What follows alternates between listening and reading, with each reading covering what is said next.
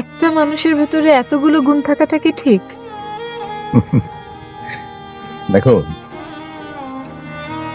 আমি সুনির্দিষ্ট কিছু কাজ করি, যা করতে আমার ভালো লাগে, অথবা যা করা প্রয়োজন, অথবা আমার নেশা, আমি তাই করি।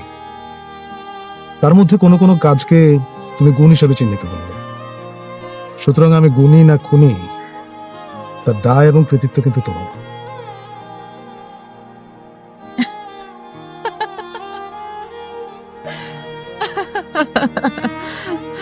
আপনি কিন্তু আবারও সুন্দর করে একটি সুন্দর কথা বললেন। আপনি খুনি হতে যাবেন কেন? আপনি একজন গুণী মানুষ। আমার সম্পর্কে কতটুকুই বা জানো তুমি?